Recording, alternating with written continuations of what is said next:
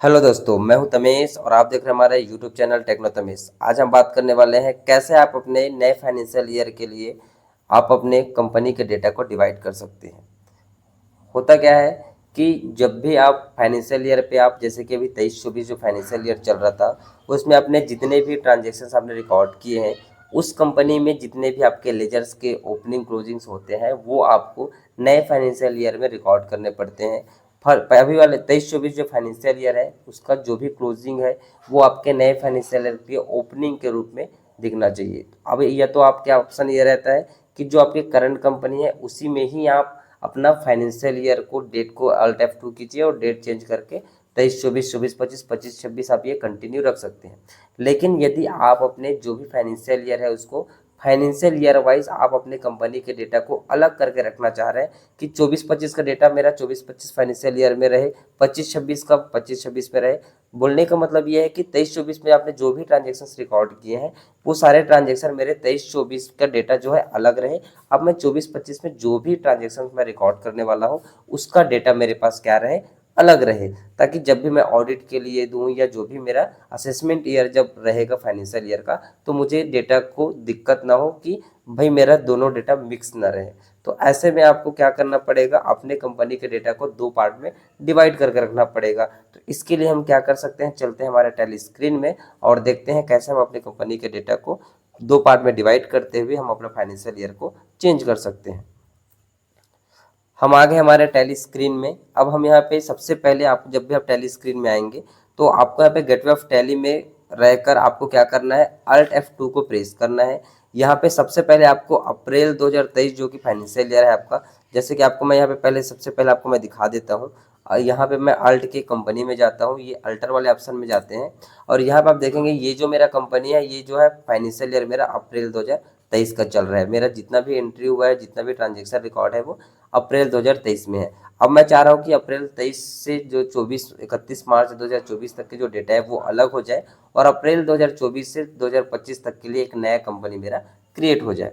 तो इसके लिए मैं क्या करूँगा, अल्ट F2 को प्रेस करूँगा और यहाँ पे अप्रैल 2023 से लेके 31 मार्च 2025 का डेटा आपको यहाँ पे सेट करना होगा।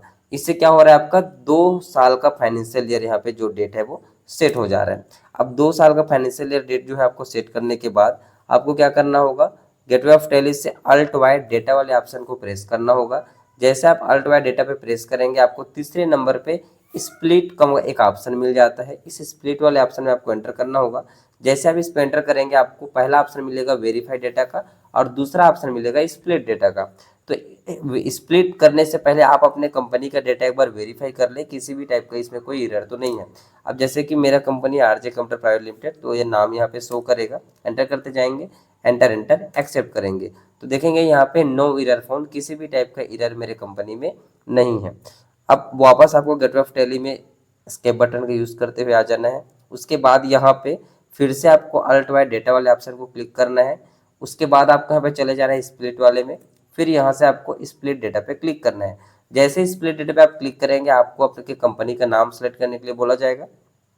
आप अपने कंपनी का नाम सेलेक्ट करेंगे। उसके बाद यहाँ पे स्प्लिट फ्रॉम, कब से आप स्प्लिट करना चाह रहे हैं, जैसे कि इसमें देखिए बाय डिफॉल्ट जो है 1 सितंबर 2023 लिखा आ रहा है, तो यहाँ पे 6 महीने में 6 महीने में डिवाइड कर रहे हैं। तो हमको अभी 6 महीने में डिवाइड नहीं करना है, हमको इसको एक फाइनेंशियल ईयर चेंज करना है जो कि 1 साल का होगा।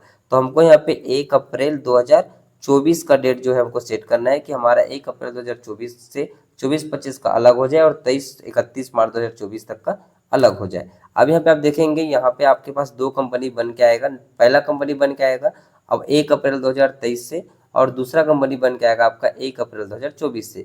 तो 23 से लेकर जो 31 मार्च 2024 तक का जो डेट का है वो कंपनी आपका अलग हो जाएगा और ये जो कंपनी है 1 अप्रैल 2024 से आने वाले 25 तक का वो जो डेटा है आपका अलग हो जाएगा। एंटर करते जाना है, आपको एक्सेप्ट करा देना है। आपका यहाँ पे पूछ रहे हैं continue to split company data, तो हमको कहेंगे यस, हमको कंपनी डेटा स्प्लिट करना है। यस पे क्लिक करेंगे या वाई बटन प्रेस कर सकते हैं। आपका जो डेटा है वो इस तरह से स्प्लिट हो जाएगा। अब देखेंगे यहाँ पे हमारा जो कंपनी का डेटा स्प्लिट हो रहा है। जैसे आपका डेटा स्प्लिट होगा आपको दो कंपनी बने हुए बाय डिफॉल्ट आपको मिल जाएंगे। यहाँ पे हमारा कंपनी का डेटा जो है स्प्लिट हो चुका है। अब आप यहाँ पे देखेंगे एक मेरा जो मेन कंपनी है आरजे कंपनी प्राइवेट लिमिटेड वो तो है ही, उसके अलावा दो नए कंपनी यहाँ पे क्रिएट होकर आ गए हैं। फिलहाल मैं कंट्रोल F3 को प्रेस करता हूँ और जो हमारा मेन कंपनी है उस कंपनी को मैं अभी क्लोज कर देता हूँ। अब यहाँ पे आप देखेंगे जो दो कंपनी है पहले हमारे पास अभी आप देखेंगे यहाँ पे फर्स्ट कंपनी 1 अप्रैल 2024 वाला ओपन है, तो यहाँ पे मैं F3 को प्रेस करता हूँ और चेंज कर देता हूँ हमारे अप्रैल 2023 से। ये मेरा पहला कंपनी है जो कि पुराना डेटा है 23-24 का। इसमें यदि मैं आपको जाके दिखाऊं बैलेंस शीट वगैरह तो यहाँ पे पूरा का पूरा डेटा हमको प्रॉपर यहाँ पे मिल जाता है। अब यहाँ पे जैसे कि मैं करंट एसेट्स लायबिलिटी कोई भी चीज़ें चेक करूंगा तो यहाँ पे आप देखेंगे मेरा सारा डेटा यहाँ पे रिकॉर्ड है, जो कि क्लोजिंग यहाँ पे दिख रहा है, यहाँ इनका 13,440 रुपये का क्लोजिंग यहाँ पे आपको दिख रहा है। अब यही चीज़ें जो है मैं यदि वापस आ जाता हूँ कहाँ पे हमारे F3 को प्रेस करता हूं और हमारे नए जो कंपनी है अप्रैल 2024 से जो फाइनेंशियल ईयर स्टार्ट हुआ है, फिर से मैं जाता हूं बैलेंस शीट में, सेम एज इट इज आपको सारा डाटा यहाँ पे दिखाई दे रहा होगा। यहाँ पे सिंडिकेटर्स पे जो भी डेटा हमारा था, अब आप यहाँ पे देखेंगे ये जो हमारा डेटा था जो कि उसमें क्लोजिंग दिख रहा था, अब यहाँ पे आप देखेंगे आपको यहाँ पे ओपनिंग बैलेंस दिख करके यहाँ पे आएगा। यहाँ पे जो भी डेटा आपका आ रहा है ऑप्शन में, ये यहाँ पे ओपनिंग बैलेंस लिखा हुआ आ रहा है, जो कि आपका यहाँ पे अमाउंट यहाँ पे दिख रहा है कंटिन्यूअस पे। तो इस तरह से आप क्या कर सकते हैं, आपके जो भी डेटा है उसका जो फर्स्ट फाइनेंशियल ईयर है उसका जो क्लोजिंग होगा नए फाइनेंशियल ईयर में जब डिवाइड करेंगे तो आपको ओपनिंग के रूप में मिल जाएगा। आपको अलग से सभी लेजर्स का ओपनिंग को मैन्युअली रिकॉर्ड करने की ज़रूरत नहीं पड़ेगा। तो इस तरह से आप अपने इस फीचर का यूज़ करते हुए अपने कंपनी को दो पार्ट में डिवाइड करके अपनी कंपनी के डेटा को सेफ अलग रख सकते हैं और नए फाइनेंशियल ईयर जो चालू हुआ है उसमें आप कंटिन्यू जो भी ट्रांजेक्शन रिकॉर्ड करना चाहते हैं वो कर सकते हैं। वीडियो यदि आपको अच्छी लगे तो वीडियो को लाइक करें, जो भी लगता है कि जिनको इस वीडियो की ज़रूरत है उन तक ये वीडियो ज़रूर शेयर करें और चैनल को अभी तक सब्सक्राइब नहीं किए हैं तो चैनल को सब्सक्राइब करना ना भूलें।